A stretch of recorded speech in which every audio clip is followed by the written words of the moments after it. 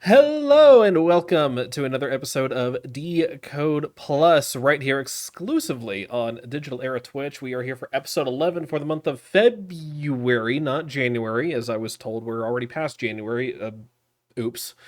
Um, to be fair, I was in the middle of moving throughout all of January, which was the whole process, and hit a few snags along the way, including my computer just straight up dying at like during the move. Like, I don't know what happened, but I just straight up did not have a computer after we moved into the new apartment. So I physically couldn't do a show in January. So that's my excuse. But we are here now. PC is back in working order.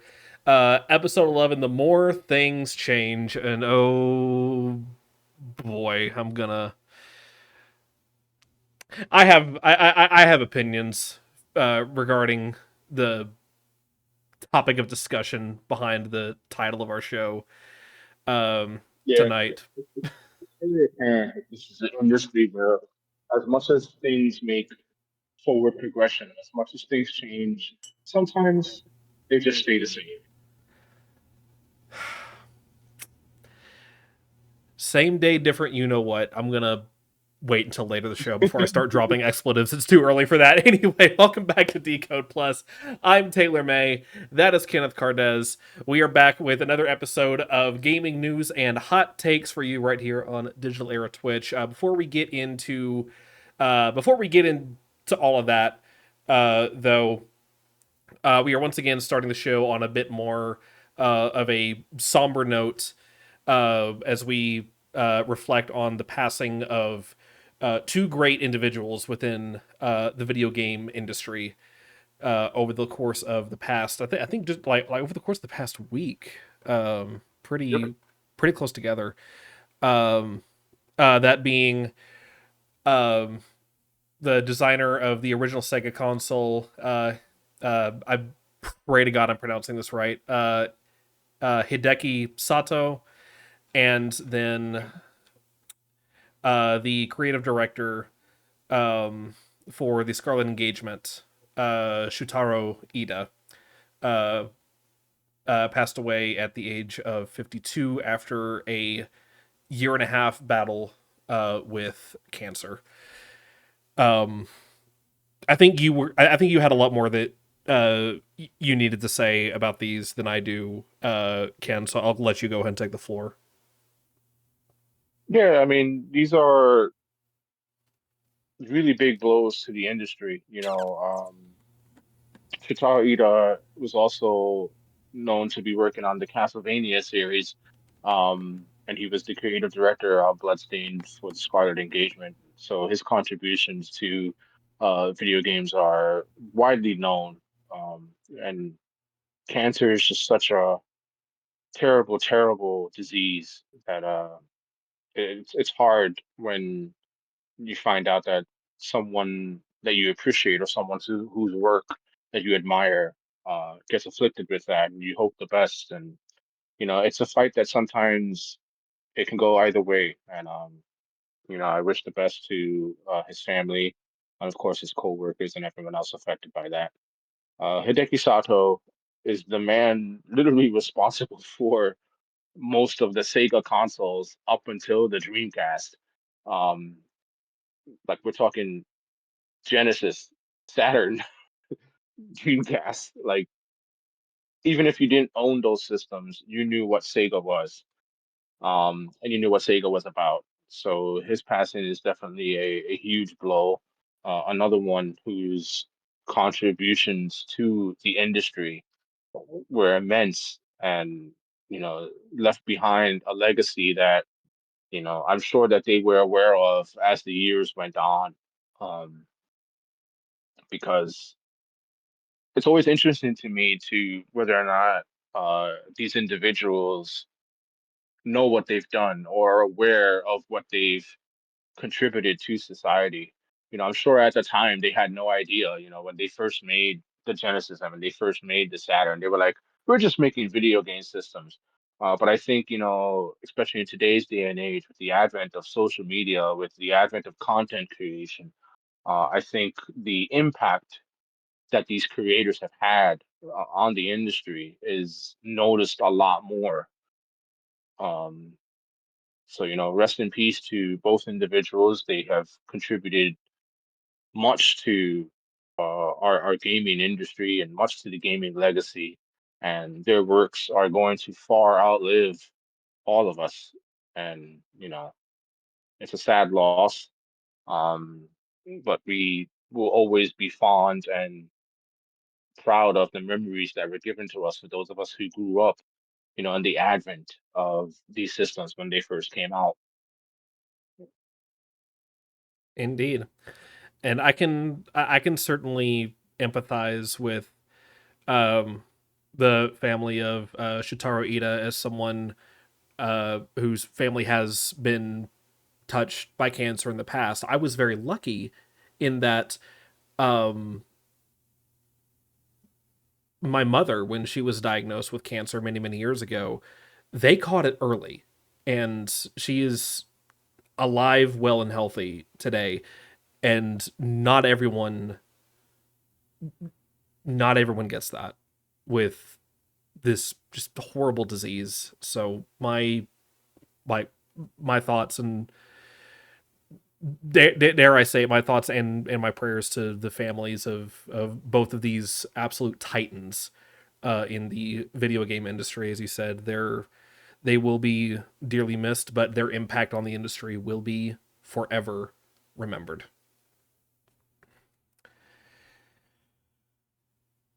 Uh, It's just amazing. I think the other thing that's amazing is when you hear about the things that they've made, and you realize just how long these game systems and these games have been around. You know, it's amazing how much time has passed in this industry. You mhm. look at Castlevania, which is about to hit its 40th anniversary. Like the first it just dawns on me. The first Castlevania was 40 years ago. Like, Jesus. whoa, ow. That's I longer than mean, I've been just like, alive by a lot. yeah, it's so true. And then some of the other games that are also celebrating, um, milestones. This year, we have id Software celebrating their 35th anniversary. The creators of Doom and Wolfenstein, like it's crazy. 35 years ago was id's first game, Commander Keen, which eventually gave birth to the Doom series. And then you have Resident Evil celebrating its 30th anniversary. And I'm just like, whoa, I am old. Yeah. Like it's boggles my mind. I think I'm probably the oldest one at Digital Era, and it boggles my mind to know that I am older than most of these franchises. I was there when these things started. Hashtag I was You know, there. Except hashtags weren't a thing back then. it just reminds me of the meme line from the Chronicles of Narnia. It's like, don't you dare cite the old Yeah. magic to me, which I was there when it was written. Okay, no, but that's So it's like whenever, literally me with Halo though. and it's just crazy. Like some of these games. I'm I'm like, don't get me wrong. I will fully acknowledge I will fully acknowledge my ignorant youth in your presence. That being said, I am a Mountain Dew baptized Halo veteran, so don't come at me with that shit. No, like But everybody has had a start somewhere, mhm. whether it was at the advent of video games or maybe your first system was something later on as these things came out. You know, it's always important to remember where these things got their start, where they came from. acknowledge and appreciate the past games because they're the reason we have a lot of these games today. They're the reason why certain franchises, when they make a return, people get super excited. People get emotional with nostalgia, Oh, for you sure. know, and those are great feelings, and that's part of the legacy that a lot of these creators will leave behind when they pass on, that emotional connection to early video games, when they leave this world and go on to the great beyond, that feeling is always going to remain. And I think and I hope at least that gives these creators, a sense of accomplishment, and they feel that they've contributed a big piece of joy to a lot of people's lives. And I hope that that's something that they all keep in the back of their mind, or that they all have at least in the forefront of their mind if they're still around creating to this age. You know,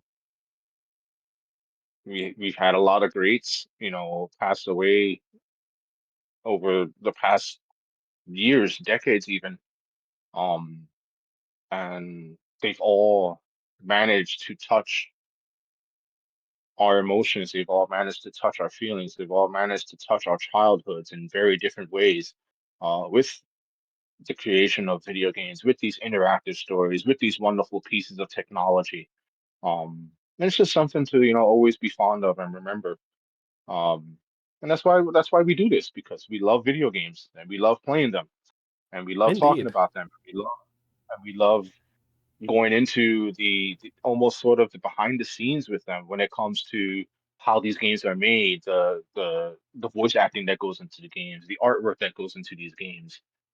Video games are just pretty amazing, man. Like all these artistic endeavors, whether it's a video game, a movie, a comic book, books, to this day, they're all great expressions of creativity. And the more we get to experience them, I think the more our society becomes better. I could not agree more. Um, they are an art form, plain and simple, and you can just see and you can feel the love and the passion that a lot of these developers put into their games. And I feel like that was a lot more common that you could feel that, like, like way back in the olden days, more so like than now, because a lot of these AAA studios, they're just kind of pumping out. I think we talked about this on a previous show. They're making what's safe. They're making what they know will sell, and because of that, we get a lot of like the same copy pasted formula that, oh, it looks a little bit different, oh, it plays a little bit different, hey, Call of Duty, how you doing? But you Mhm. still have studios, indie studios in particular, these days, that you can feel the dedication and the passion that they put into these projects, into their art. And it just it just hits you in just the right way. And those are the type of video games that I love interacting with. For instance, um, the Portal games, from Valve, from way back when. I have a confession to make. For all of the knowledge that I possess on the Portal games and their lore and everything about them, I have not actually played them start to finish until very recently. As in, I literally just played Portal 2 properly for the first time last week. I rolled credits on Portal 2 and I actually started to get emotional because, oh my god, what an experience. Everything from the attention to detail in in the environments, the ambience, the voice acting, the writing, just the music. Oh my god, the music of Portal is just banging. Everything about it hits you just right. Those are the types of games that I love interacting with and that I love throwing my money at, because I know I'm going to get such a unique and emotionally charged experience every single time.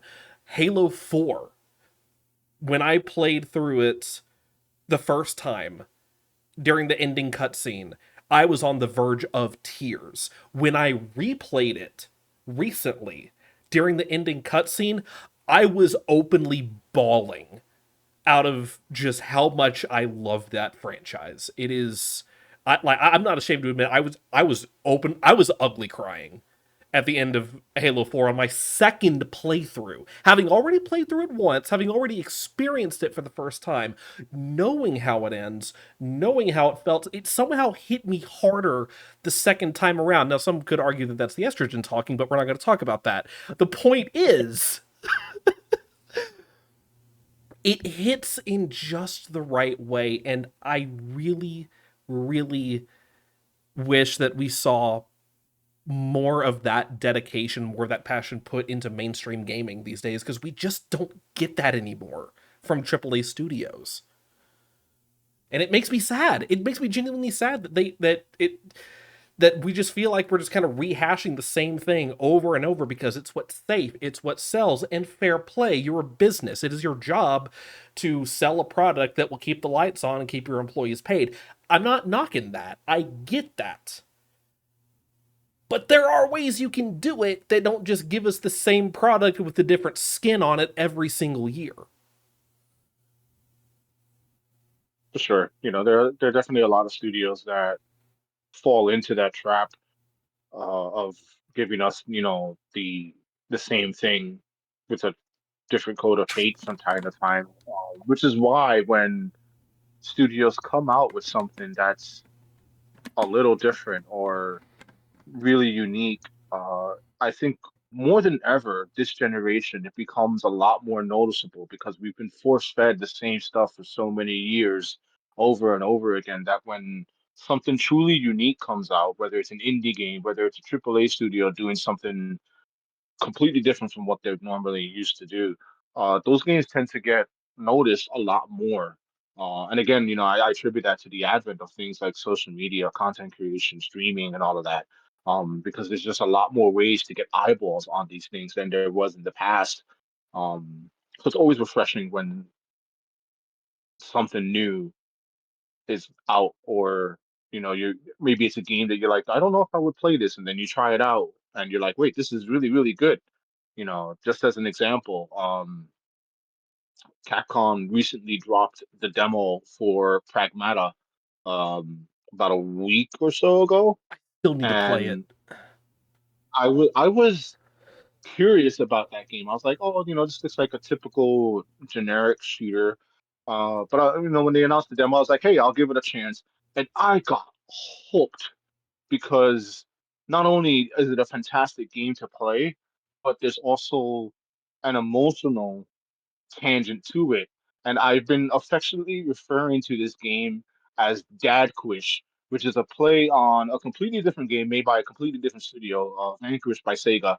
But I call it Dadquish because the main characters in both games look eerily similar, and the premise is about the same because you're just fighting robots.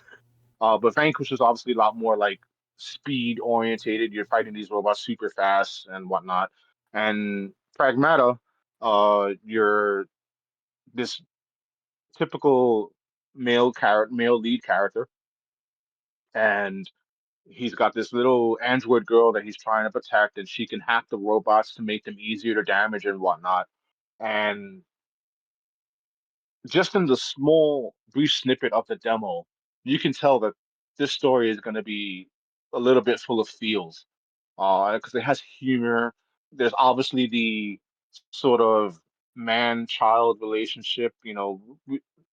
A lot of the times these type of games get referred to as the dad game. Similar to things like The Last of Us, because it's an older character with a younger, secondary character, Mm. or the recent God of War, because you have older and wiser Kratos, and he's dealing with his actual son. These games get referred to as the dad game, and Pragmata seems to be zeroing in on that with some really cool old school arcade shooter gameplay. And there's also cool rewards if you speed run the demo. There's different pictures that you could unlock. Which Ooh. at the beginning of the demo, she's drawing something while you're like trying to fight for your life. And then he's like, well, what were you doing there? She's like, I'll tell you later. And obviously, she shows you at the end of the demo, with a random picture that you get based on certain criteria that you've done within the demo, whether you've beaten it in under 20 minutes, under 10 minutes, or under five. Whether you found all the lunar filament in the game, whether you found the secret enemy fight, there's all different things that you can sort of unlock, so to speak. And That's cool. there's actual tangible cosmetic rewards that you can get. You get a different suit. It's called the Doodle suit, and it's basically what if this girl drew all over your armor. Oh So he's my got like pictures god. of got like suns and Okay. yeah, Okay, I need to play this demo now. Part of the reason I haven't been able to play it yet is again, see previous comment about moving, and also see previous comment about not having a computer for the last 2 or 3 weeks. Um, but now that I have my PC back, I'm not running off of a laptop that's running a RTX 970. I should be able to. I should be able to run the demo. I'm still 50-50 on whether or not I want to stream the demo here on Digital Era Twitch. I might. I'm not 100% sold on the idea yet, but there's a chance that I will. Just to kind of show it off and be able to experience it in real time with the rest of chat. But I need to go ahead and just I need to play it. I just need to play it.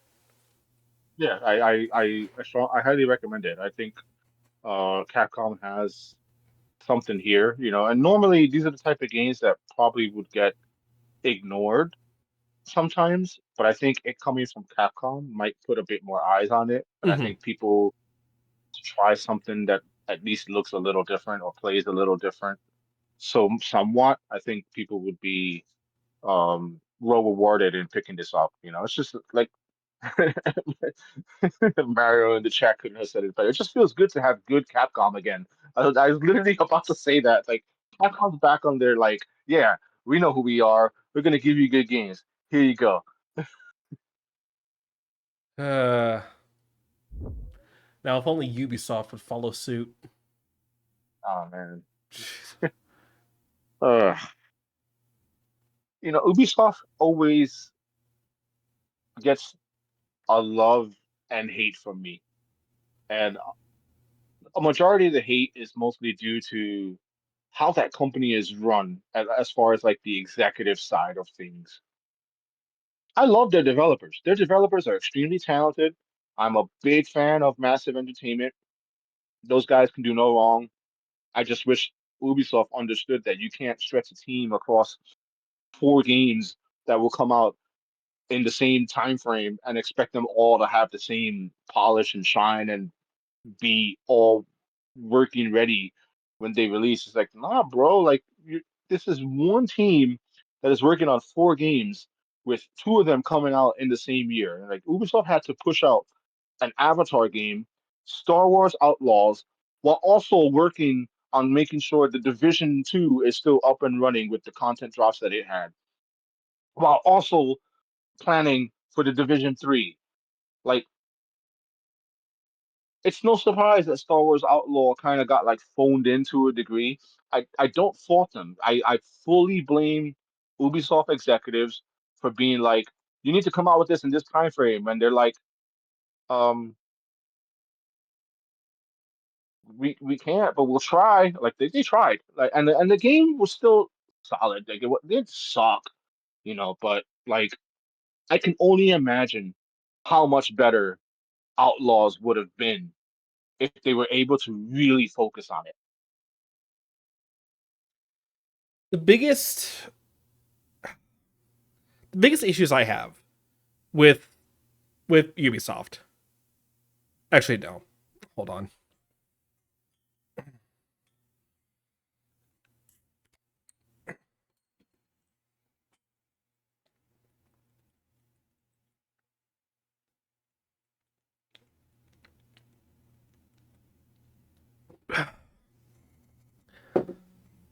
The corporate greed is one thing. You have studio execs that don't understand it takes time and it takes resources to make a good game. So you have them demanding or making all of these unreasonable demands of like, oh, we got to push out this. Oh, we got to push out that. Oh, by the way, we got to maintain this. Oh, we need new content for that. Not realizing that they're stretching their team out way too thin, that they cannot do all of these things effectively within the time they need them done. Ubisoft these days, it just feels like it's also just a big mess of miscommunication where the right hand isn't talking to the left hand and neither knows what the other one is doing until it's too late. For instance, let's talk about the Rayman 30th anniversary release, shall we? And about what was it, the post release support? The miscommunication that happened there of like it released Yeah, and there was, oh, by the way, post release support no longer a thing. Have fun. Just a little bit later, oh wait, turns out yeah, it is still a thing. It's kind of borked right now, but we'll maybe kind of fix it when we feel like we're getting around to it. I, it's the it's the same shit, different day with Ubisoft. It's I don't even know. I don't even know why we're still talking about this studio anymore. It's not news anymore. It's just the norm. This is just what they are now. Why are we still even covering it? It's not news. How many times have we dunked on or even just straight up yelled at Ubisoft on this fucking show? Sorry, Mario. Um, what are we doing? What are we even doing? You used to I be a think a good lot of it just studio. You used to have a reputation. Your devs are working their asses off to put out good games and good content in good faith for their player base and for their community. They are doing everything that they can in their power to make sure they are developing the best product and pushing it out the door in the best condition that they can. But the executive greed at the top of the chain is making that damn near impossible for them to do this effectively. And it is pissing me off. Thank you for coming to my TED Talk. yeah, I think a lot of it just stems from the fact that like you can see the potential in all their games. And what makes it frustrating is that because of the executive greed that obviously inhibits what these developers really want to do, um, it becomes a chore to want to support them in the various titles they push out. And I think that's what gets everyone upset more than anything. And like the sad thing is too in today's economy and with the just overall climate of the gaming industry, it's not as simple as the Ubisoft gaming devs be like, oh, well, just leave Ubisoft and go to a different studio who will treat you better. Yeah, that's not a thing anymore. You're stuck there, buddy. Where are you gonna go? Like, I'll bet to the current tier devs.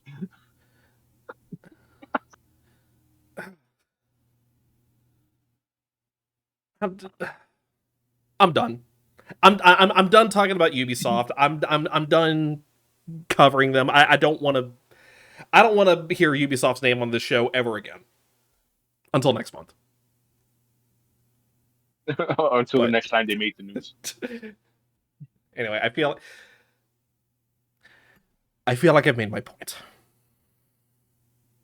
Yes, the point was made.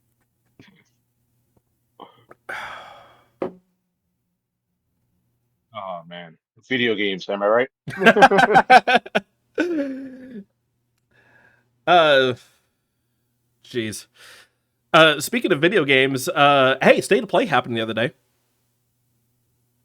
Oh my God, yes, yes, it did. I'm a very happy kid. Rejoice. Um, not, not for nothing, but from a time period where a lot of the Sony stated plays tend to be more miss than hit. This was probably one of the best ones they've put out in a very long time. Because normally they're kind of like mid, and this one was like straight, like with the exception of maybe like two games I didn't really give a damn about. Everything was like a straight banger announcement after banger announcement. And I was like, wow, 2026 is going to be amazing. Yeah. And that's the other thing I enjoyed. There were actual titles that are coming out this year. Like I just And just I'm going like, down the this is list. amazing. Go ahead. Go ahead. I was like, this is amazing. Oh, I mean, we can go in any order, but like, I just want to point out, like, Sony always has like a really good opening game, and obviously they have like a banger announcement at the end. So I was like, I wonder what they're gonna open with. And when literally in this order, I saw the staff, and I was like, I know that staff. And then the main character spoke, and she's like, "Oh, something in spirit." I was like, "Oh my God, we're starting off with a new Kina." I like bawled. And just to reflect on what we were talking about earlier in the show, when video games give you that emotion, the first Kina game is from Ember Labs, which was their first game. Their only claim to anything in any type of industry was a fan-made Majora's Mask 3D animated movie. From there, they video game. They gave us Kena Bridge of Spirits, which was a fantastic title. And I was always under the impression that it probably didn't do well enough. And I was like, this is probably the only game they're gonna make. We're not gonna see anything from them from a while. To open the show with a sequel, not only just a sequel, but she's older and she's wiser and she's stronger. And just the amount of story that was shown in that trailer, I'm just like, yes, give me, put it in my veins right now. Like, I don't care what anyone says. That's my game of the year, and it's not even out yet.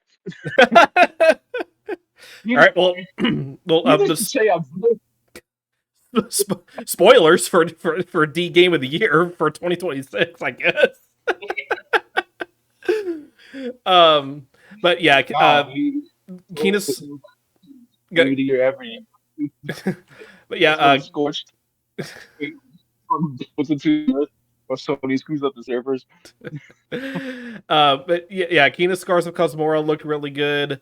Pragmata, we got a little bit more gameplay, or a little bit more story in that trailer. Looks really good. Got another look at a new look at Resident Evil Requiem. Looks really good. The Dead or My Alive fault. announcement kind of caught me off guard to see new Dead or Alive content. Not just that, but apparently a brand new Dead or Alive project, maybe DOA 7, potentially. They didn't say it outright. Just 30th anniversary project. Speaking of like games with benchmark anniversaries, Yeah. like Dead or Alive, 30 years old. Ugh. Um, the Cheating high. Control sequel coming out. Control Resident. I've actually been watching my wife play Control, and it looks really good. I might need to pick it up and play it myself. But we got another look at First Control controllers. Resonant. Going down the list here, Rayman 30th Anniversary Edition. Once Ubisoft unscrews whatever the hell they screwed up with the save file glitch. Um, the Neva prologue. We got, again, just kind of skipping over just some of the more notable ones. 007 First Light. We got a new 007 game coming out. Metal Gear Solid Master Collection Volume 2. Castlevania Belmont's Curse. This one's got me excited. Untitled Yep. John Wick game. Shoot it into my veins. Just to give y'all an idea as to how much I love the John Wick franchise, I own the soundtrack for John Wick Volume 2 on vinyl. Like, I love John Wick. But yeah, just so many other different titles. Everything looks good. And then we got to the end of the presentation. Hey, Ken, what did they show at the end of the presentation? Absolutely. No. So after the smorgasbord of banger after banger after banger, there's always the one more thing at the end of these things. And as soon as I saw the Sony Santa Monica Studios, I was like, yes, please. What God of War announcement are you going to give me? Because I knew it was going to be God of War. And then they started playing the overture from God of War 3 with the 1 and the Roman the 2 and the Roman number 3. And they're like, we're going to do the entire Greek trilogy and it's going to be a remake. And I was like, okay, that's expected. I kind of figured that would be something that they would do. Um, But I think what was the biggest surprise was that it segued into TC Carson himself announcing that the remake was going to be in trilogy and it's being in development now. And he's like, yeah, I'm back, which means he's doing the voice work again for the Greek era Kratos for this remake. And then he goes on to say, hey, I'm going to announce one more thing. And then we get a side scrolling game with young Kratos and his brother Deimos, who previously was only mentioned in a prequel game called Ghost of Sparta. So now we get young Kratos in a Metroidvania game, which shadow dropped the same day as the state of play. I love it when I don't studios think do I that. have turned. So like that was this past Thursday, which was the 12th, February 12th. As soon as they were like shadow drop, and it said 2026, and then Kratos and Deimos, the animated sprites, run into it, and like it blows up, and it goes today. As soon as that announced, I was like, PlayStation Store, refresh, refresh, refresh, refresh, refresh, refresh, available. And then I waited for it to download. And while I waited for this to download, I was playing Romeo as a Dead Man. And then as soon as it said God, Sons of Sparta is ready to play, I started playing it. I have no shame. Give me new God of War, I will buy it. It doesn't matter what it is. You can give me a God of War skateboarding game, and I will play the crap out of it. Like, I'm genuinely surprised I was able to peel you away from that just to do the show here tonight. And honestly, I wouldn't have put it past you if you'd said no. No, I took a break. I've been exploring. I'm still playing both games, so I divide my time between Romeo as a Dead Man, which is another fantastic game from the mind of Suda51, by the way. Another fantastic creator who just makes insanely great games that are just. I don't know what this man's brain has, but I want to know like the names of the drugs he takes to come up with half of these ideas because this is another go so I've been splitting my time between that and this new God of War. I'm pretty sure I'm almost at the end because like it gives you like a max percentage just like Symphony of the Night did or like all the other Metroidvanias done. And Hmm. I have a pretty high percentage without having explored everything fully, but I've mostly been focusing on like the main story characters. So I'm pretty sure I'm close to the end. It's a really good story. It's written by the writers who did 2018 and Ragnarok. The actual game itself is developed by a different studio, but the actual like core Sony Santa Monica writers are still on this game, Hell yeah. and it's a really good prequel. Like, did we need this game? Not really. It's not like 100% necessary, but like to see an adventure of young Kratos before the insanity of all the gods, before the insanity of all the trauma that he eventually goes through and all the horrors that he goes through before he goes on this immense path of redemption, to see this almost innocent, useful Kratos who just wants to be a good Spartan, Hmm. um, was genuinely very interesting. And I love that they showed how it was almost a coming of age story, the relationship between him and his brother.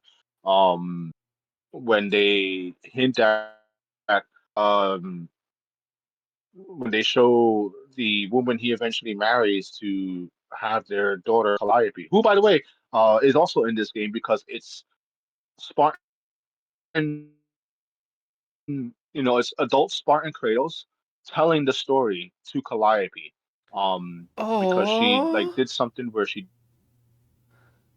disobeyed her mom, and he tells her the story to went on this little adventure, and it's not so much a little adventure, but it's just really cool. Like, but at the same token, I'm just like, did we really need it? No. Is it cool to have? Yes. Um, yeah, there's more Calliope. Yeah, no, no, no, Mario, not Mori Calliope, different, different Calliope. But it's also just refreshing to hear TC Carson reprise his role. You can tell that he's worked on the voice of Kratos, so to speak, because now he's like, you can still hear the Greek era Kratos voice, but he's able to do this inflection with his voice where he almost sounds like Christopher Judge's Kratos. And I thought that was pretty unique. And and I think it was interesting that he was able to do that with his voice work. Um, as you can tell, it's very much TC Carson mixing his Kratos with the Christopher Judge Kratos, and it's just so good, and it's such a cool story. No, we're not mentioning League of Legends. Shut up. Oh God, please no.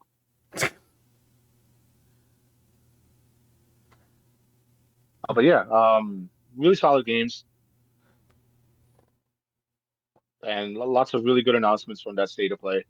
And I'm excited for this year. Like, there's just a lot of games that are coming out this year that I'm excited to play. And having one Shadow dropped so close after another anticipated game for me, at least, with Romeo as a dead man, to be to playing both of those so I can have them done in time before the end of this month, so that I can then sink my teeth into Resident Evil Requiem and play that for however long into March that I have, because then in March we have the Mega Man Star Force Legacy Collection, and then in April Pragmata drops, and then in May we got the Lego Batman Legacy of the Dark Knight game. Then in June, The Adventures of Elliot. Like, there's, I literally have a game to play every month for the next like 4 months. Yeah, I was about to say It's you're crazy. you're gonna be a busy man this first half of the year, huh? I'm just hyped. Like, this was a good month, to come back into the gaming after the busy that was January. Which is why we didn't get to do an episode, because like we just had a lot of things going on. You were moving, uh, you know, your computer was in shambles. Yeah. I was super busy with actual, had a lot of personal things going on that took up my time. Um, so going into February, it was like, hey, we got to get this show on. And then, of course, I think life saw that we were coming back to the show, and it was like, hey, we're going to give you all these awesome announcements. Have fun. Here's a lot of stuff to talk about on the show. Yeah. So yeah, we missed a month, but in doing Requiem. so, we ended up getting a lot of really cool stuff to talk about tonight. So yeah, good. Win some, you lose some. So is there anything like besides the stuff that was shown on the state of play? Obviously I'm very hyped for Resident Evil. Those trailers, they have me worried now. Like, the last trailer showed that he has like some type of infection, and I'm like, please, Capcom, do not kill off Leon. I will riot. Mm. I will I, I wonder if um Requiem is going to be like a race for the cure type of thing of like, oh, are we going to be able to like find the cure, like save Leon in time or something like that? It's going to be interesting. Mhm. And I mean, also just the title of the subtitle of the game also kind of has me tugging at my collar a little bit. It's called Requiem. That's usually not a word you associate with living. Mhm. So I'm just saying. Is there whether old or new, is there a game that you're looking forward to playing in like the next coming weeks or months or so? So I mentioned I just finished playing through the Portal games. Fantastic time. Portal 1 maybe beat the story in about 2 hours. Not too long, but still, it was one of those things. Like I feel like I got my money's worth. I cannot talk tonight. Jesus. Uh, the puzzles were challenging, but not Mhm. hair pulling. So I was actually very proud of myself. I did not look up a single guide or walkthrough for any of the puzzles in Portal 1 or 2, and I was able to complete them all. Was able to complete the stories of both games. Portal 2, significantly longer story, significantly longer campaign, probably depending on how quickly you're able to get through the puzzles, anywhere between Low end, maybe 6 hours. I think I was pushing 10 hours on my playthrough, but like some of the puzzles did genuinely stump me for a little bit. But I mean, it's Portal. I'm having fun. Who's counting? Uh, the next game that is on my list that I'm playing through to completion, and by completion, I'm not 100%ing any of these games. I'm not a completionist. Screw that. But at least that I'm finishing the story of. Next on my list is Fallout New Vegas. I'm in the middle of the campaign now. I've genuinely been enjoying it a lot more than I thought I would. And I knew I was gonna like it. Just that style of game is, it can be kind of hit or miss for me, but ultimately New Vegas I've really been enjoying. I will say I'm currently at a point in the game where I'm kind of in fetch quest hell right now, just like running a bunch of errands for a bunch of different people, just trying to level up before like the big battle at the end. So that's a little tedious, but it's different enough that it's keeping me entertained, and I at least know what I have to look forward to towards the end. But New Vegas is next on the list for me to finish. And then after that, I'm finally, after talking about it for so long and saying I'm gonna play it, and I haven't played it yet. As soon as I finish New Vegas, I'm booting up Okami. That is absolutely on my must play list for this year. Yes. Okami is so good. And then Pragmata, obviously, dropping later this year.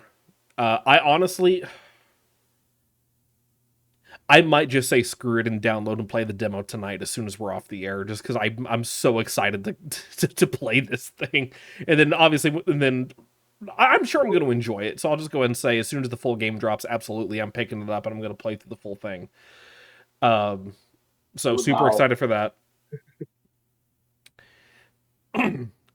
So if you were looking forward to a first playthrough of the demo on Digital Era Twitch, I'm gonna just go ahead and say it right now. Sorry, not happening. I'm playing the demo for me.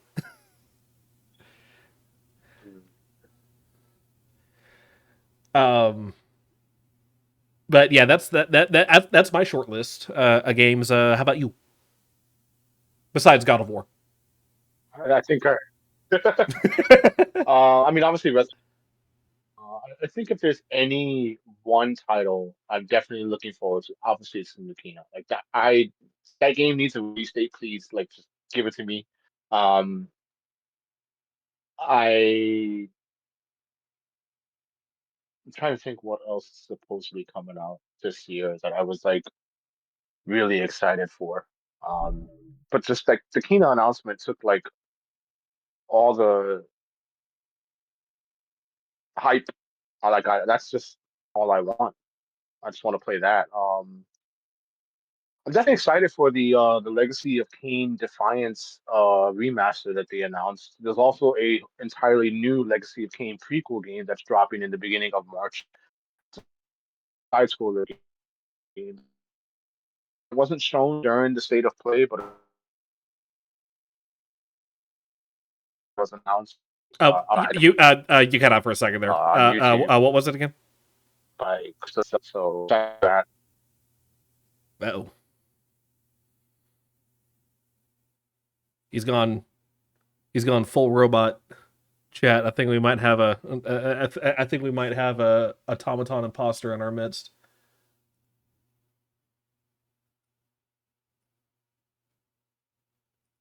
Marshall, grab the hammer. coming in like Are you? Yeah, I'm gonna try to hold on one. yeah. You good there? Oh, and he's gone. Hopefully that did the trick.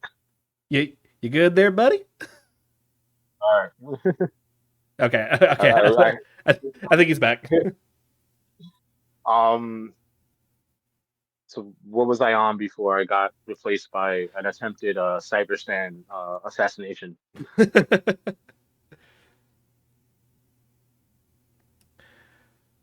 I don't know. Honestly, you started breaking up so bad. I don't even remember or like what it was you were Well, talking about. Yeah, I mean, there's just a lot of games coming out. Obviously, the ones that we've already spoken about um, on the show, they're ones that I'm super interested. Um, Kina is definitely the one that has my biggest anticipation. Um, and if there's anything else that's upcoming that I really, really want to play, I would have to say I'm actually looking forward to the Adventures of Elliot, which is coming from the developers of Octopath Traveler and Bravely Default. Um, Okay. that game just looks amazing. I've always been a fan of like the Zelda style of game. Um, and something about that game has my attention. Like the music sounds really good. The gameplay looks addicting. I recently picked up the Dragon Quest 1 and 2 HD 2D remakes and love those games. So I've kind of like fallen in love with that whole like HD 2D thing that Square Enix seems to be working with. So I think a lot of that is why I'm looking forward to the Adventures of Elliot. Um, yeah, like it's just most everything that had a hype moment from the Sony State of Play that's coming out this year, I'm excited for. Um, as long as it isn't, live service schlock. I'm still excited for Marathon. And Marathon's another one that you know, I might try out. I hope it's good. I don't want it to suck, but Yeah. I'm always a fan of those shooters. I love my shooting games. I love my action adventure games. So, I'm Hey, hoping that one kind hey. I mean, it could be worse. It could be High Guard. of, we knew hardcore was not going to be good. We knew it. And it's unfortunate though, because like I think a lot of developers kind of felt locked into making these games because they've already spent the money or they were already developing it for a long time. Like people forget that High Guard was originally in development back in like 2018, 2019 when these guys originally left Respawn and whatnot because it was made by the old devs from Titanfall and whatnot. Yeah. And Um, unfortunately, it's coming out now in a period of time where, and again, this is just my own express opinion that as what is basically another hero shooter, it's being released into a market that's already kind of oversaturated with hero shooters. I mean, you had Overwatch, which, if you ask me, revolutionized the hero shooter genre, and then we got Marvel Rivals, which perfected it. And now it's like you can't top that. Like, nope. You got Overwatch and you got Marvel Rivals, and they have basically dominated the hero shooter genre for the past several years. Even with Marvel Rivals being fairly new to the scene compared to Overwatch, it's still we've seen just how quickly it's gained a popularity and just how large of a following that it's garnered. That now with High Guard yeah, releasing when it has, even if it was in development 8 years ago, it being in development 8 years ago doesn't matter. It's releasing now in the wake of Overwatch, Overwatch 2, Overwatch, and Marvel Rivals. And I think people are kind of turned off of hero shooters at this point that aren't those two titles. Because, like, you can't. How are you going to top that? How are you going to beat that? It's unfortunate, and I wish that wasn't the case. The game itself, when we saw the trailer at the Game Awards, looked really, really cool. And I really wanted it to do well, but at the same time, I'm like, oh, it's another hero shooter. Can't see this going well. And it's yeah, just the unfortunate reality of the but again, just an unfortunate reality of the market with the way it is and what we have right now, and it sucks. But that's just that's just the way the cookie crumbles sometimes. Yeah, it is unfortunate that it happens. I think a lot of it is just very telling of where the industry, not the development industry, but where the gaming community is at ment in terms of like their mentality of what they want to play. I think the other aspect of it is also it's just very hard to capture lightning twice in a Hmm. bottle, so to speak. There's a reason why a lot of these newer attempts into the live service sphere don't do well because the good ones have already come out, so to speak. Yeah. If you look at the live shooter the live service MMO style action adventure shooter type aspect, despite all its ups and downs, despite all its ebbs and flows of being good and being crap, Destiny is still around. Warframe still around. All these other MMO type live service games try to come out and they just fail because they can't capture what made those games work. Overwatch, Marvel Rivals, they're essentially the same game. Marvel Rivals has the added benefit of having a really cool IP attached to it. Overwatch effectively did it first, so to speak. Yeah. So anything that tries to come out after that even mimics it in some way, shape, or form, you have to be as good as that game off rip, If not and you better. have to be ready. And yeah, and the problem with High Guard is they came out and purposely slow rolled updates after the fact. It initially dropped as a 3v3 shooter. When they saw that the audience was dwindling so fast, they turned on the dial, gave us a 5v5 mode, and a lot of the industry, a lot of the community was like, why didn't you just launch like this? And I think that's the problem that a lot of these developers have is they feel like you can drip feed content and it'll be okay. It's like, no, you have to give the audience some good portion of meat off the get-go. Otherwise, their attention is not going to hold. They're going to go back to the other games that they've already been playing, and they're just going to ignore yours. It also doesn't help if the game, as cool as the gameplay looks, if nothing else about it is as good, like no one's going to care. I watched the High Guard trailer and I was like, this is cool. I like this futuristic medieval thing they got going on because we're riding on horseback and then you got guns and swords and stuff. But then I saw like other videos and I was like, this is just Overwatch with the Apex Legend, like with Apex Legends objective type stuff. I was like, this isn't gonna last long. Like I was generous. I was like, I'll give it a month. The game barely lasted like 2 weeks before the audience drop off was like almost at 85%. And it's just like, studios just need to read the writing on the wall and know that like people are just tired of it. They don't want those kind of games, especially if it's something that's part of an existing franchise. Look at the Horizon um Monster Hunter Wilds Dauntless ripoff that's coming out that's based in the Horizon universe.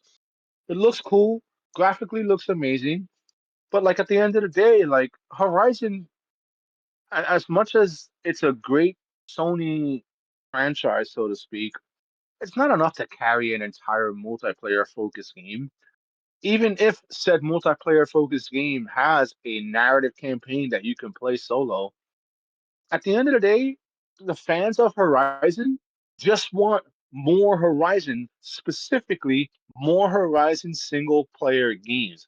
They don't care about multiplayer. They don't care about hunting monsters. They want the narrative adventure that they've gotten in the first two games and its DLC sequels.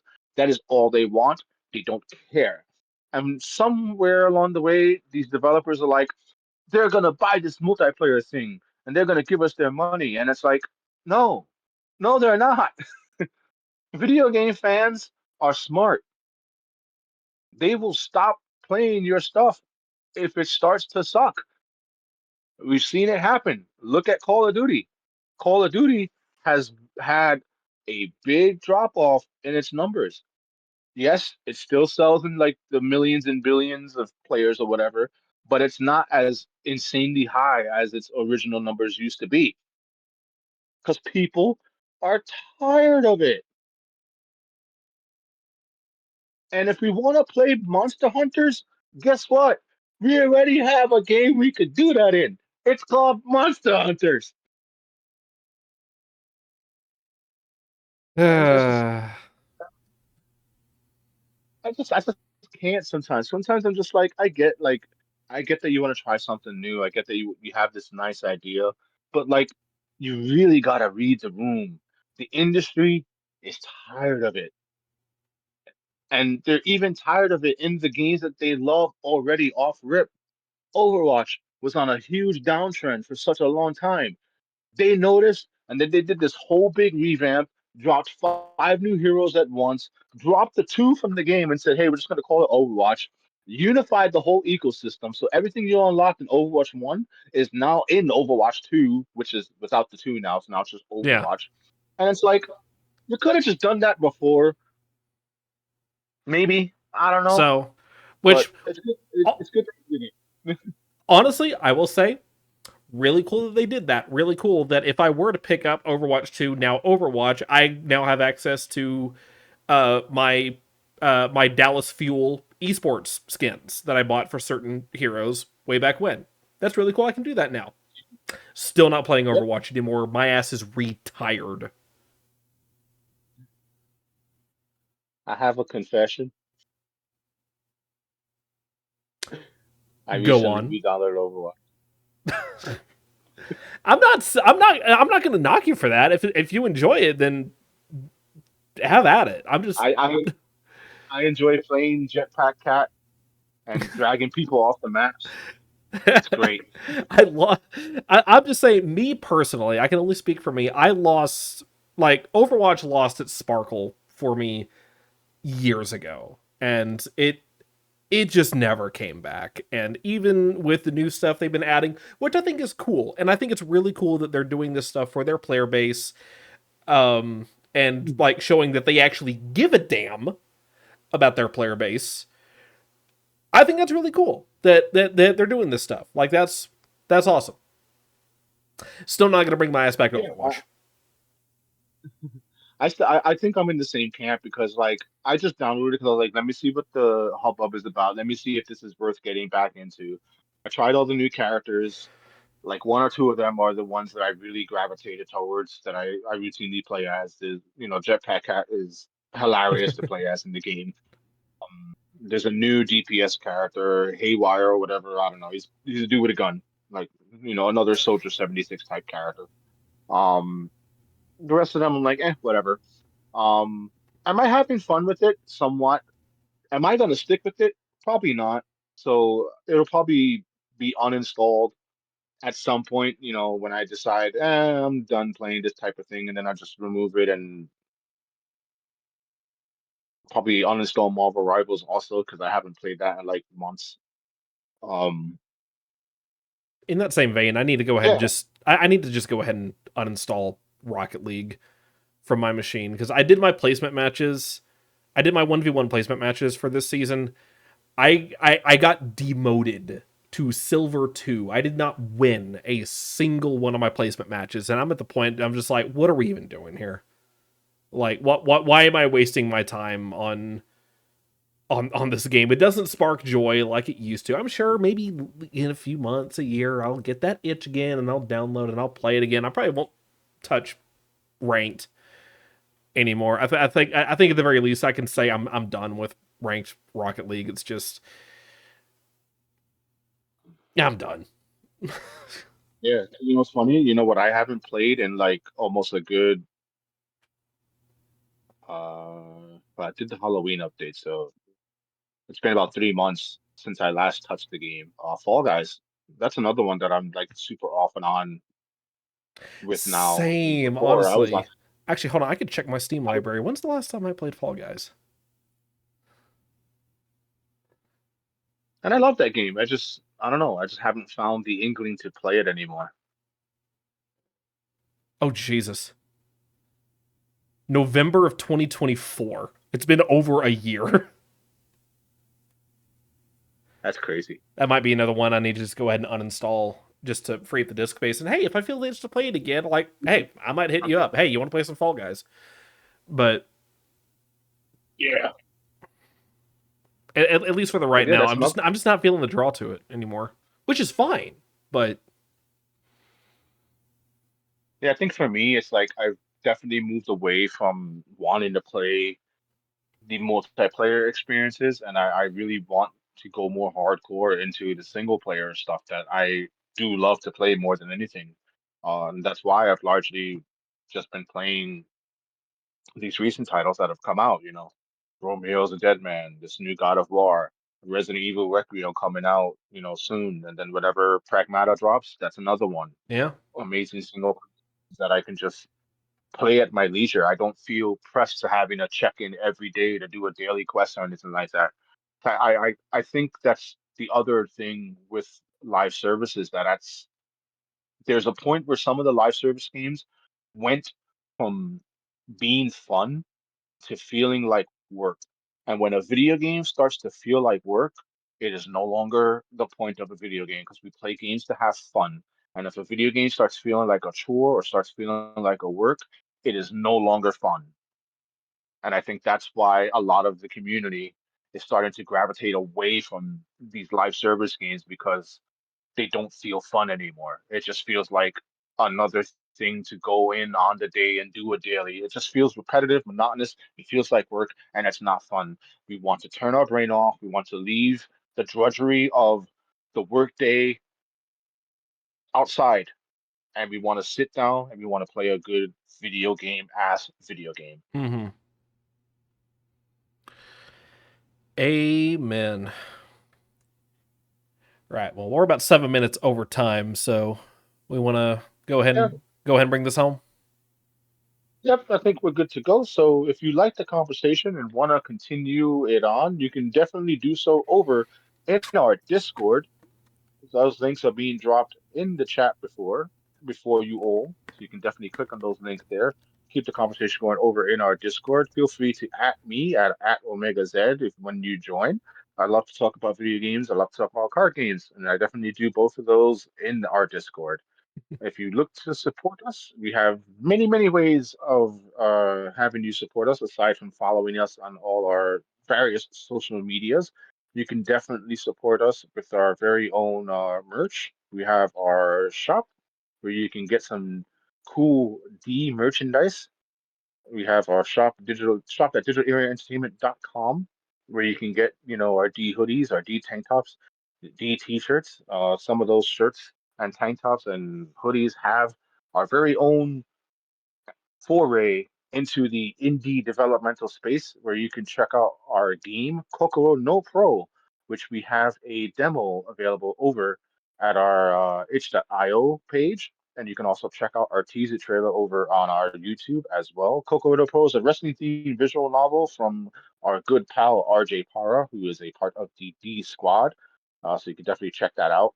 And if you like it, support us by trying out that demo and telling us what you thought of it over in our Discord. If you want to support us even further, you can definitely check out one of our sponsors. You can check out Image Anime and use our promo code for free ground shipping on all in-store item orders over $100. You can use our promo code discount ship, and that will give you that free ground shipping on in-stock items over $100 over at imageanime.com. So if you yourself are an anime fan or know someone who is a fan of anime, they can use that promo code for the entire year. And I think that's it for the shilling, right? Yeah. Did I shill enough? Did I Yeah, do the shilling right? I think that covers. I will say, like I go back to talk about the merch. I own two of our tank tops. I own the standard light blue D logo tank top, and I also own one of our Kokoro no Pro tank tops, and you're probably going to see me wearing those a lot more on the podcast starting next month. Because hi, I live in Texas, and our weather hates us. So, I'll probably be rocking those tank tops on camera moving forward. Uh, one to promote the merch, obviously, but two, just out of pure necessity. Sure. It's already Gotta stay cool. it's mid February. It's already starting to get toasty. Anyway, Yeah, I wish I could say the same over here in New York. No, we're still dealing with the mountains of ice and snow on the street. all right. Well, say the thing. Let's go home. All right, guys, that's it for today's show. As always, until next time, you've been decoded. Hey, by the way, you want to go play League? No. Fair enough.